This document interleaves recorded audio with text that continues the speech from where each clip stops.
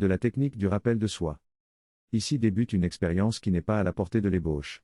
Si cette expérience est inconcevable au sein de l'ébauche, il est donc nécessaire d'en sortir.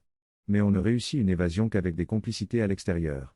Ces complicités sont les exercices enseignés par toutes les traditions spirituelles, prière, méditation, oraison et techniques du réveil.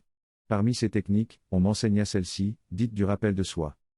Prenez une montre et regardez se déplacer l'aiguille des minutes en essayant de garder une nette et dense perception de vous-même. Vous êtes attentif au mouvement presque insaisissable de la grande aiguille et, en même temps, pleinement conscient d'être là, d'être tout entier là, regardant l'aiguille. Cela paraît simplet, un peu ridicule. Mais, tout de suite, je m'aperçois que l'idée que je suis là se brouille, se disperse, tandis que l'aiguille s'affadit, se ramollit, comme la montre elle-même, devenue montre molle de Salvador Dali. Je m'avise, en outre, qu'on ne m'a pas enjoint de maintenir fixe une idée, mais une pleine perception.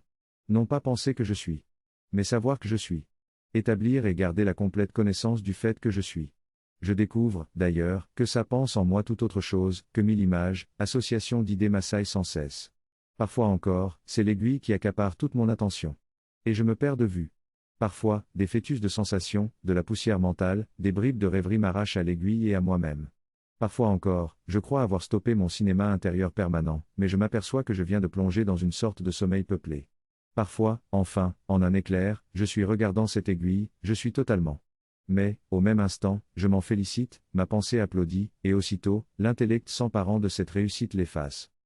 Dépité, épuisé, mal à l'aise, j'arrête l'expérience. Il me semble que je viens d'être privé d'air jusqu'à suffocation. Et comme cela m'a paru long. Or, justement, regardons la grande aiguille. Pas plus de 2 ou 3 minutes. Je dois bien admettre que nous ne sommes presque jamais réellement conscients de nous-mêmes. Et que nous n'avons presque jamais conscience de la difficulté d'être conscients.